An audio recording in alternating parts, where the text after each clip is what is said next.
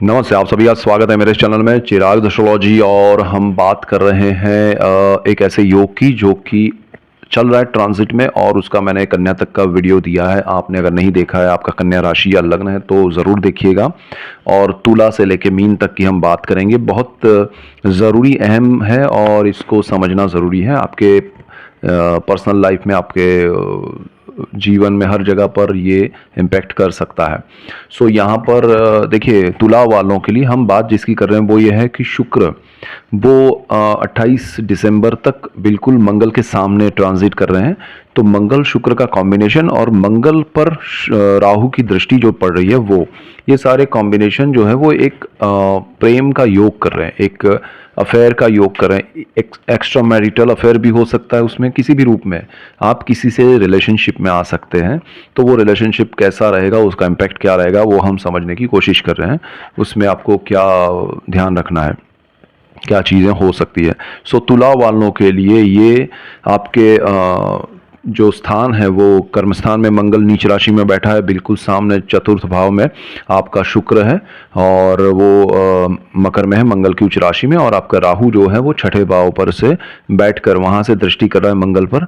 ये जो कॉम्बिनेशन है वो आपको इशारा कर रहा है कि आप जहाँ वर्क प्लेस है, जहाँ आपका कार्य क्षेत्र है, वहाँ आपको किसी के साथ रिलेशनशिप का एक योग बन रहा है।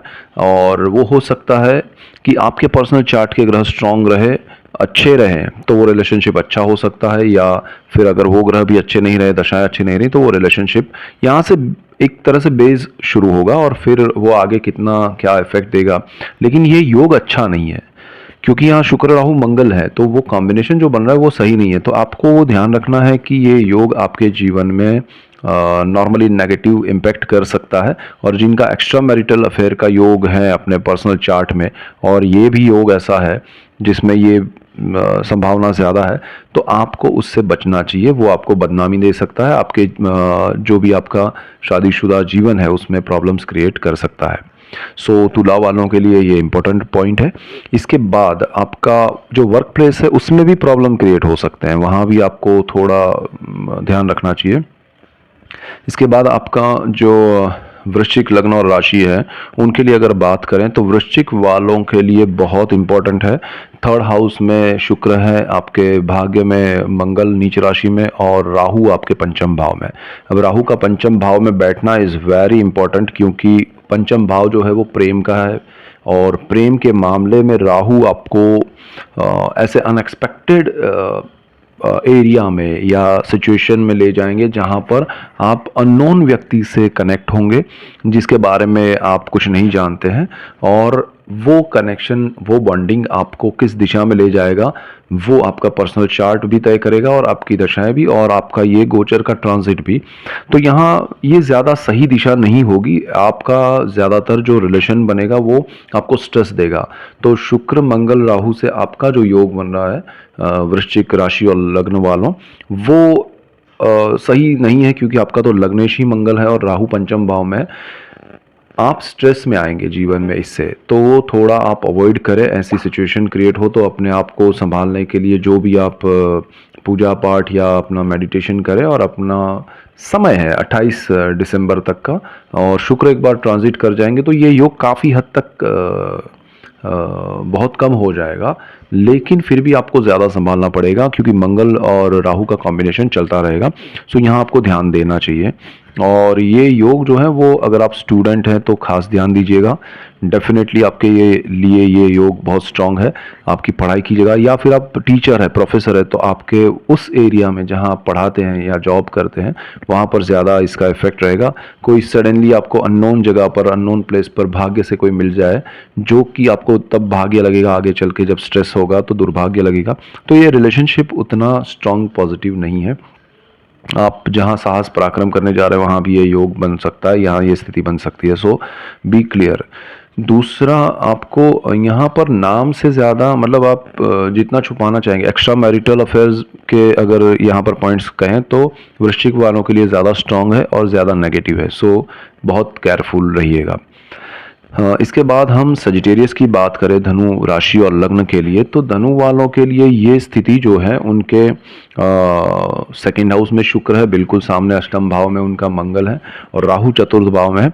ये उनके लिए सिचुएशन जो है वो थोड़ी इस तरह से अच्छी है कि ये योग उनके लिए उतना स्ट्रांग नहीं है, उतना पॉजिटिव नहीं है, नेगेटिव नहीं है। ये योग उनको परिवार से कोई रिलेटिव्स या फैमिली मेंबर्स से कोई परिचित व्यक्ति से परिचय हो और रिलेशन आपका उनके साथ शुरू हो, आपका बॉन्डिंग शुरू हो, प्रेम या अफेयर शुरू हो, और जो आगे चल के थोड़ा स्ट्रेस के साथ, थोड़ा ऑब्स्टिकल्स के साथ शादी में परिवर्तित हो सकता है, लेकिन वो बहुत ही थोड़ा स्ट्रेसफुल रहेगा।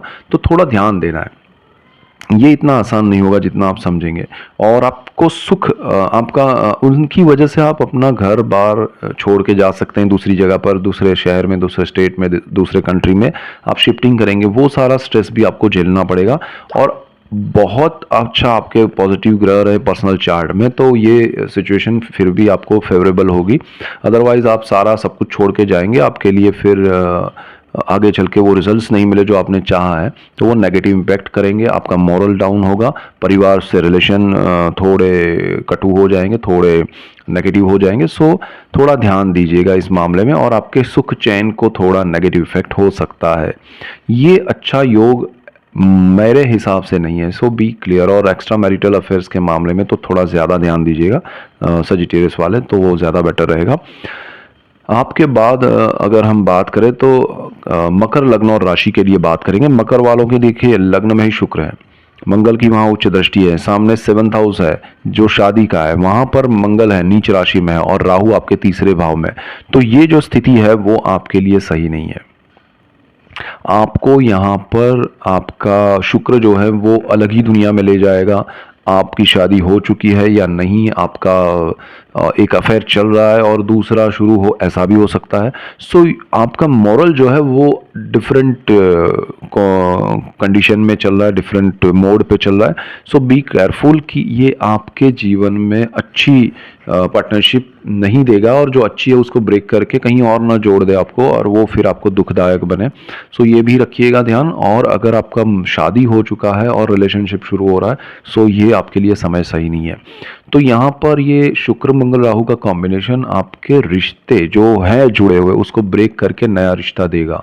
तो आपको कितना वो सही लग रहा है नहीं लग रहा है वो आप सोचिएगा, और जो देगा वो सही शायद उतना नहीं होगा जो आप सोच रहे हैं। वो एक तरह से कहें कि आपके ख्यालों का वो एक कैरेक्टर होगा और रियल कैरेक्टर डिफरेंट होगा, तो वो ज़रा आपको सोचना चाहिए। सो यहाँ पर आपका प्रेम योग चल रहा है, रिलेशनशिप योग चल रहा है, लेकिन उसमें कितना आप आगे बढ़ पाएंगे वो आपको सोचना चाहिए। और उसमें भी आपके पर्सनल चार्ट के ग्रह अच्छे रहें तो ठीक है, अदरवाइज ज़्यादा स्ट्रेस मिलेगा। मकर के बाद हम कुंभ लग्न के लिए बात करें तो उनको कुंभ लग्न और राशि दोनों को ये जो योग बन रहा है शुक्र मंगल राहु का, उसमें आपको ध्यान देना पड़ेगा। आपके 12वें स्थान में शुक्र, आपके बिल्कुल सामने छठे भाव में मंगल, और राहु की स्थिति जो है वो सेकंड हाउस में। परिवार से आप परिवार से दूर होकर, परिवार को अपोज करके आप किसी के साथ जुड़ेंगे, रिलेशनशिप शुरू होगी, और ये रिलेशनशिप अभी नहीं तो बाद में आप परिवार को छोड़ेंगे इनके लिए, और फिर आगे चल के थोड़ा दुख भुगतना पड़ सकता है। आप अपने घर से दूर जाएंगे और परिवारजनों का अपोज विरोध होगा आपके लिए ये रिलेशनशिप में आगे चल के।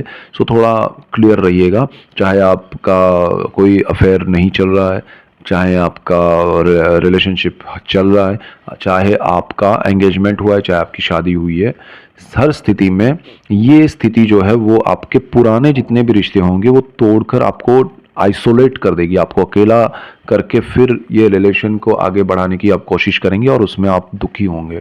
तो ये समय अच्छा नहीं है, और उसमें आपका जॉब का जोखिम है, आपकी जॉब जा सकती है, आपके कार्य क्षेत्र में प्रॉब्लम आ सकते हैं, आपका विदेश में अगर आप रहते हैं तो वो छोड़ना पड़ सकता है, या आप जहाँ रहते हैं वहाँ से दूसरी जगह आपको शिफ्ट करना पड़ेगा। तो ये सारे प्रॉब्लम्स आ सकते हैं और परिवार का इसमें बिल्कुल सपोर्ट नहीं मिलेगा। So be clear and be careful. ये जितना अच्छा लगेगा उतना होगा नहीं, सो थोड़ा ध्यान दीजिएगा, प्रैक्टिकल रहिएगा लाइफ में।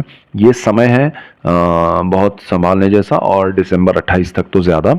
इसके बाद अगर हम बात करें मीन राशि और लग्न के लिए, तो मीन वालों के लिए राहु फर्स्ट हाउस में है, उसकी पंचम दृष्टि प्रेम के स्थान पे है, और उन राहु की सप्तम दृष्टि केतु पर बिल्कुल सामने 7th हाउस पे है, और मंगल आपका पंचम भाव में कर्क राशि में नीच राशि में बैठा है जहां पर राहु की दृष्टि है, और वो प्रेम का स्थान है अगेन कहूंगा, और आपका ये जो है शुक्र वो 11th हाउस में है। सो ये स्थिति बहुत स्ट्रांग है, और आपका प्रेम का योग बन रहा है, प्रेम विवाह का योग बन रहा है, और प्रेम विवाह से आपको थोड़ा स्ट्रेस हो उसका भी योग बन रहा है, एक्स्ट्रा मैरिटल अफेयर का भी ये योग है। इसमें सारी चीज़ें हैं, आपको जिनसे भी आपकी बात हो या मुलाकात हो या रिश्ता आपको लगे कि हाँ ये इनके साथ जुड़ सकते हैं आगे लाइफ में, थोड़ा समय दीजिएगा, थोड़ा समय लीजिएगा और समझ के चलिएगा। ये एक्सट्रीम डिफरेंट आपसे थॉट प्रोसेस वाले होंगे, डिफरेंट आपसे अलग ही कास्ट होगी, और डिफरेंट आपका उनका रहन सहन होगा, तो ये आपके लिए पॉजिटिव नहीं है। और हो सकता है वो आपके पर्सनल चार्ट के ग्रह और सारी स्थिति उसमें आपको अगर सपोर्ट कर गई और आपने उनसे ये रिलेशनशिप लंबी चली और शादी हो गई, तो भी सुख जो है वो शायद ज़्यादा ना मिले। सो थोड़ा क्लैरिटी रखिएगा, यहाँ कोई नेगेटिव नहीं है, ये ग्रह योग ऐसे हैं, ये ग्रहों की कॉम्बिनेशन ऐसे है जो आपको पॉजिटिव रिजल्ट्स नहीं देते हैं, तो उसको सोचना है, और ये स्थिति में आप कहीं ना कहीं जुड़ सकते हैं। सो बी केयरफुल कि ये जुड़ना सही समय नहीं है, सही स्थिति नहीं है, सही व्यक्ति नहीं होगा। सो ये आपके लिए समझना ज़रूरी था, और ऐसे ही डिटेल वीडियोस मैं आपके लिए लेके आ रहा हूँ। अभी हम 2025 की बात करने वाले हैं, उसका डिटेल पूरे साल का मैं आपको व्यू दूंगा और नंबर्स के हिसाब से भी दूंगा, थोड़ा ऊपर नीचे होगा, जनवरी आ जाएगा, दिसंबर में मैं आपको 2025 का राशि और लग्न से बता दूंगा फ्यूचर, और नंबर्स के हिसाब से थोड़ा हम जनवरी तक पहुंचेंगे, क्योंकि दिसंबर में जनवरी का भी मुझे आपको देना है, पूरे साल का भी, और नंबर्स के हिसाब से भी, ग्रहों के हिसाब से भी।